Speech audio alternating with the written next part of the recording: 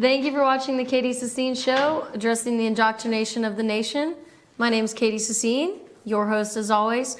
Now, we left off yesterday's episode with two questions. One, is capitalism greedy? And two, is greed bad? Well, my answer to that, yes, capitalism can be interpreted as being greedy, and it is. But is it bad? No, it's not. And actually, it's been shown to be quite stimulating for an economy. Now, we left off with some recent quotes cited by Leslie Stevens, by Maynard Keynes, regarding the Maudeville book, The Fable of the Bees, the Maudeville book, The Fable of the Bees. And the Fable of the Bees, it describes, the Fable of the Bees describes a system where the bees, they're hard at work for their own private vices, that distribute wealth for the entire public benefit. Now, the quotes that we went over from Maynard Keynes, from Leslie Stevens, it still makes it hard to decipher for some reason whether the man that coined the term the invisible hand, Maynard Keynes, favors capitalism or socialism. Now, why would that be? Well, maybe Leslie Stevens believes that greed is bad and that capitalism is bad.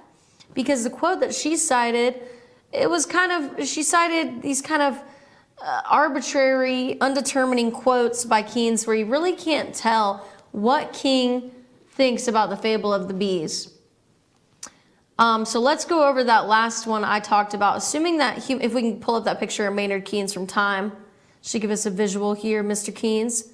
So, Keynes is cited for saying by Mrs. Stevens, thank you, Lonnie, he's cited for saying that assuming that human desires were essentially evil, greedy, and therefore produced private vices.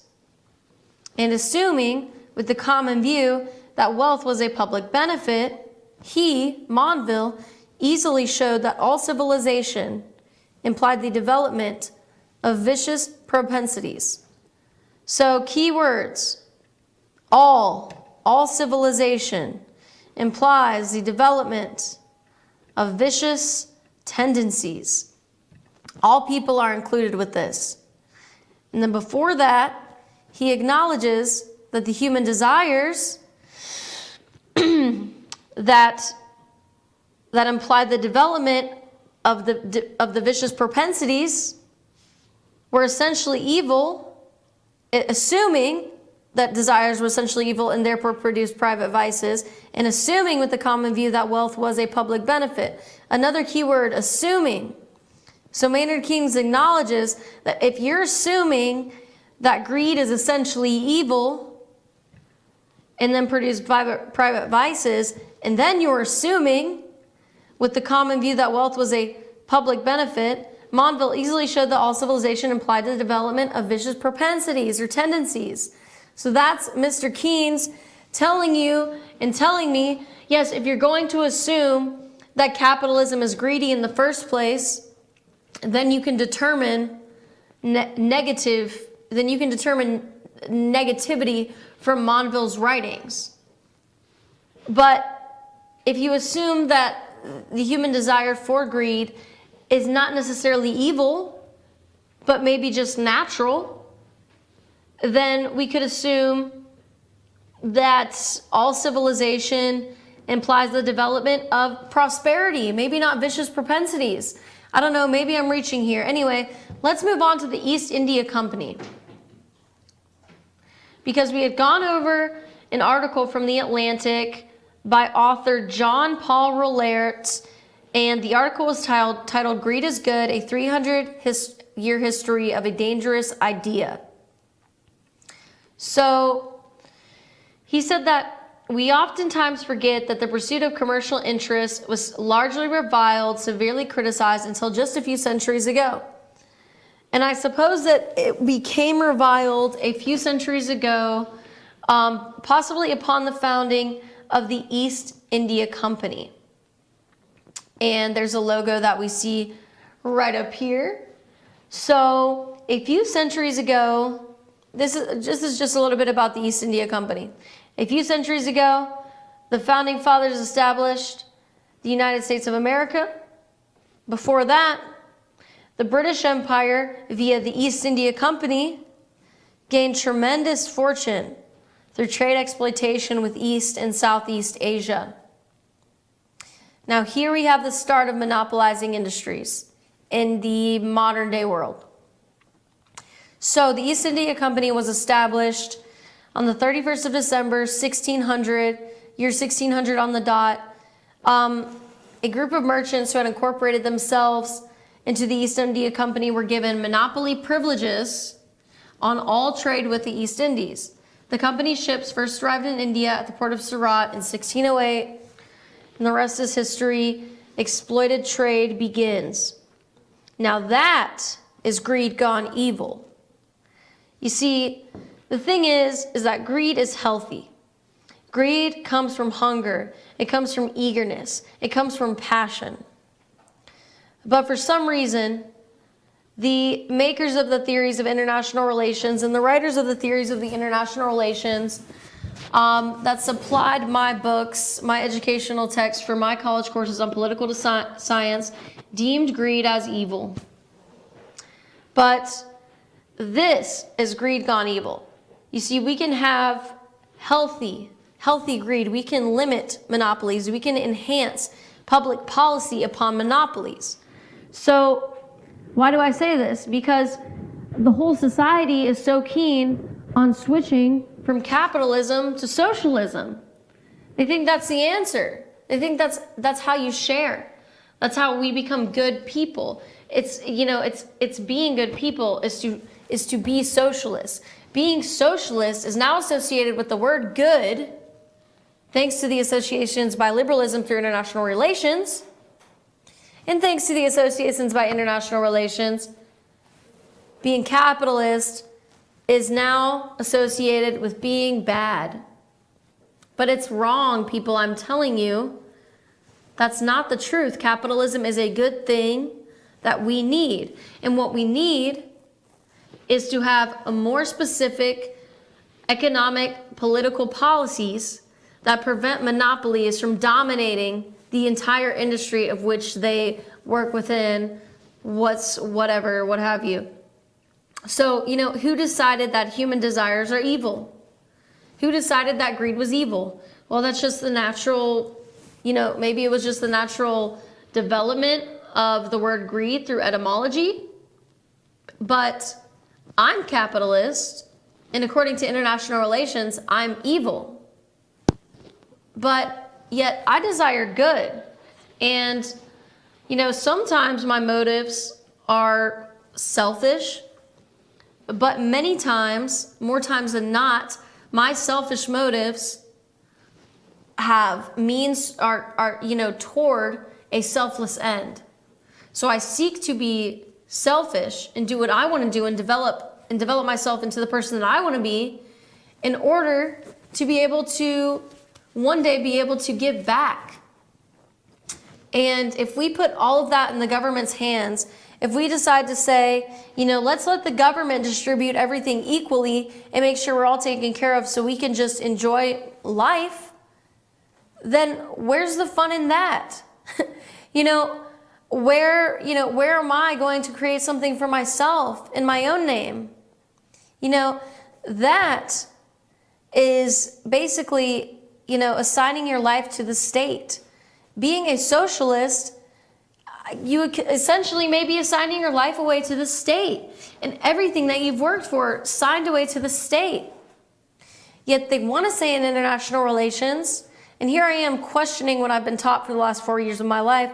They want to say in international relations, that realism is evil and that they're two separate, that they're two separate things, realism and liberalism, and one is bad and one is good, when in actuality, it's a lot more gray than that. So the way that they teach you about these aspects, about these theories, is that, they're all for exclusive ideas, and they don't really, overlap. Some professors may have said that, I don't recall, but, the way it's laid out and the graphs in which it's laid out, everything seems pretty black and white, pretty separated.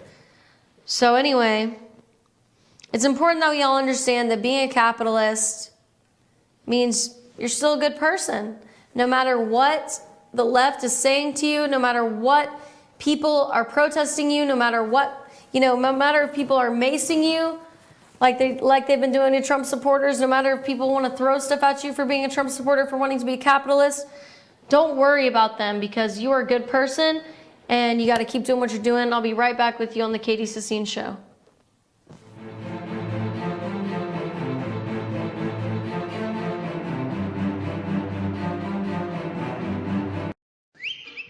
El Rey and Elijah. El Rey Mexican Restaurant. Family owned and operated and a local favorite for families, parties, and meetings. Great prices. Friendly service and delicious Mexican cuisine. Patio dining available. Come sing in Carlos's Cantina every Friday 9 to 1. Eat in or take away. Same location for 14 years. Open 7 days at the corner of Maddox Drive and 515. North Georgia's favorite Mexican cuisine. El Rey and Elijah.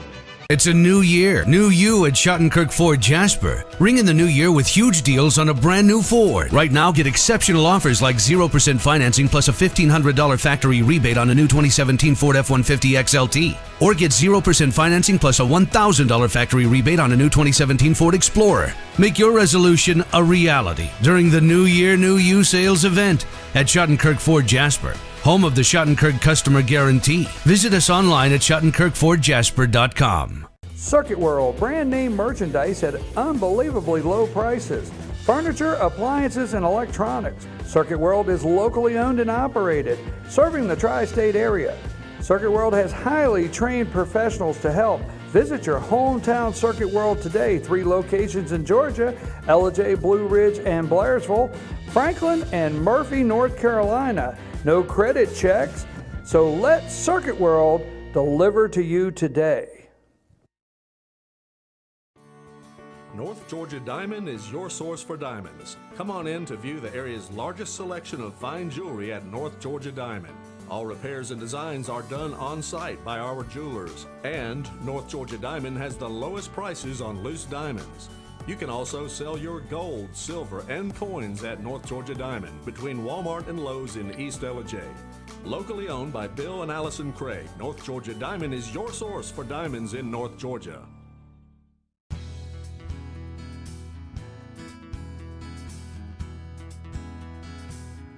Hello, my name is Chad Watkins. I'm the manager at Larry's Body Shop. We are a family-owned and operated business and have been serving the North Georgia area since 1978. We are located at 1216 Progress Road in Elijah, Georgia. Our shop specializes in collision repair and we work with all major insurance companies. Larry's Body Shop is ICAR Gold, the highest role of training recognized by the collision repair industry. It is estimated that only 10% of collision shops meet these standards. Our shop consists of state-of-the-art equipment such as laser measurement system, down-drive spray booth, spot and MIG welding equipment. All of our paints are mixed on-site so that we can guarantee your paint to match every time. I know that having an accident can be a stressful event. We take pride in making sure our customers are satisfied with the repair of their vehicles. Our waiting area is clean and comfortable with free Wi-Fi and refreshing beverages. So if you're in an accident, stop by and see us at Larry's Body Shop. Hi, I'm Rhonda the Mattress Lady, and this is my husband Gary, owners of Mattress Overstocked in Elijah next to Walmart. And we want to earn your business. From the time you walk in our door to the time we deliver your new mattress to your door, you will see the difference. Our selection and prices are the best in North Georgia, and customer service is our top priority. So y'all come on in and let us help you find the right mattress at the right price. That's Mattress Overstocked in Elijah next to Walmart.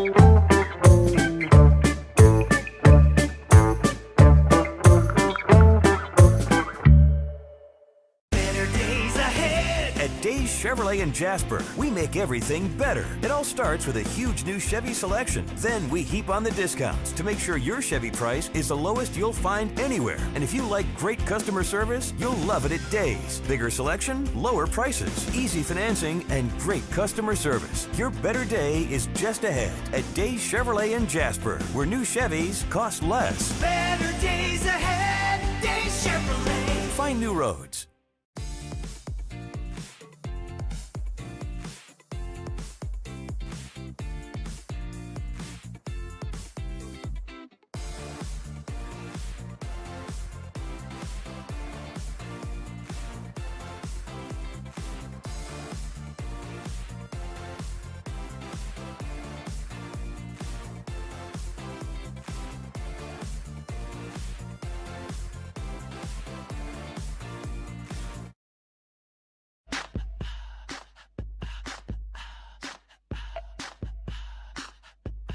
What you gonna do with all that junk?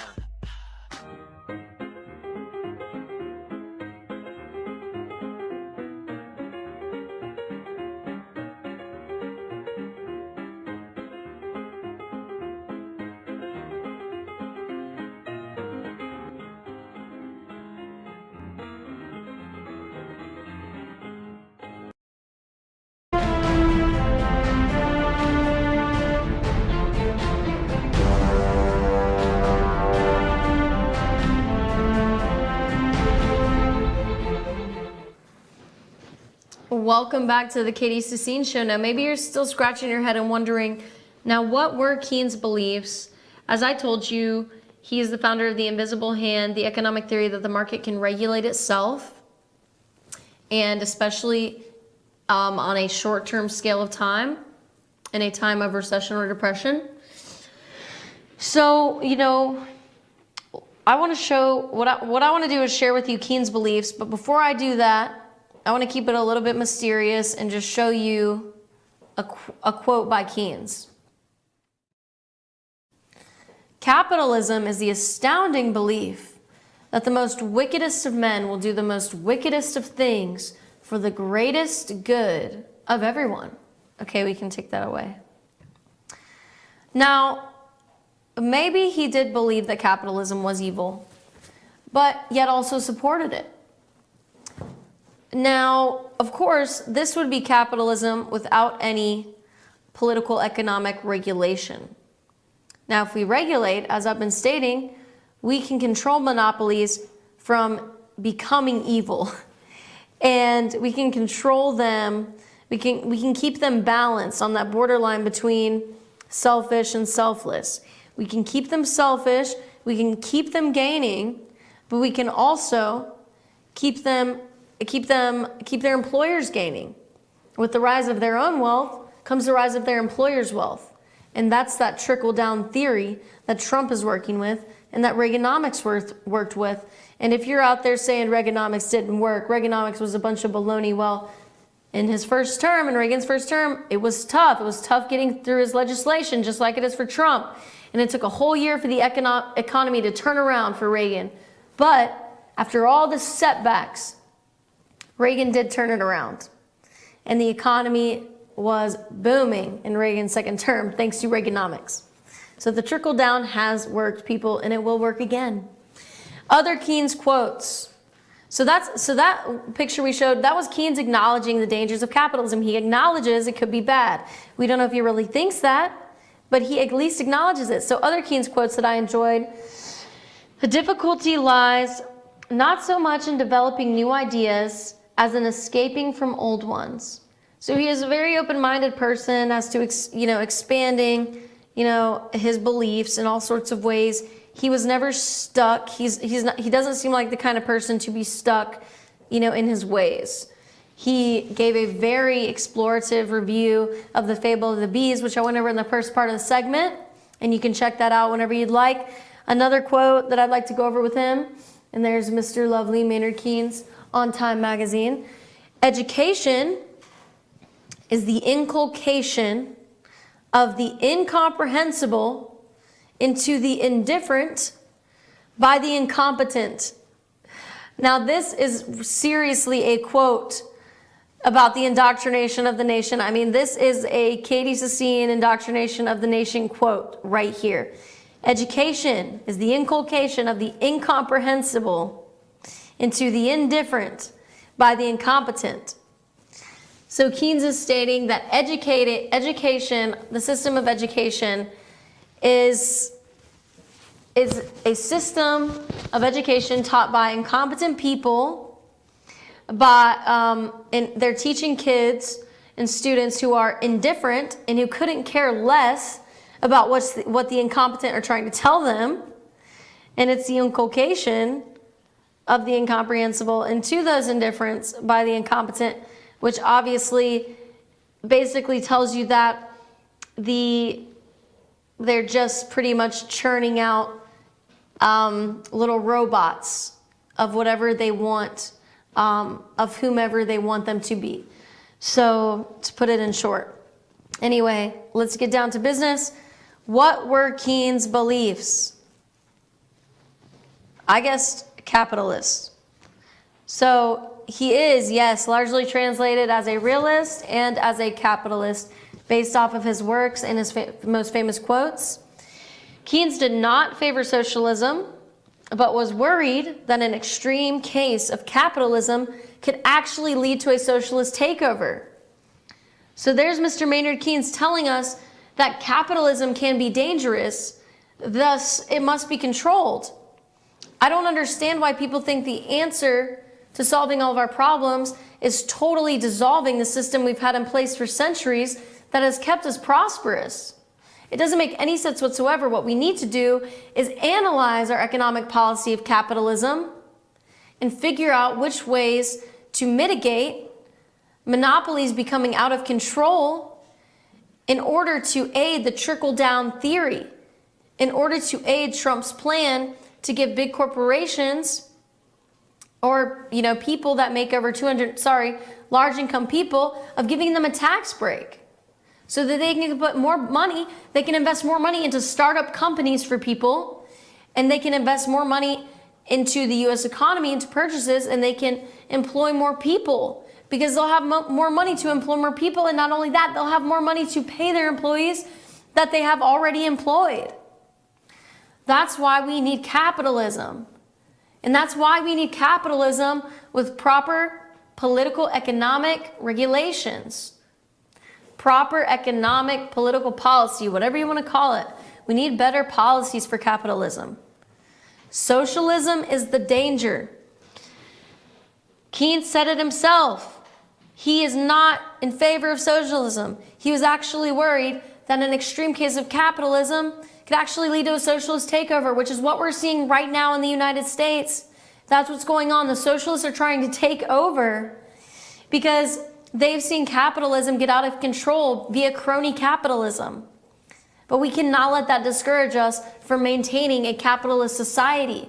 We have to maintain capitalism. We have to push for fair economic policy.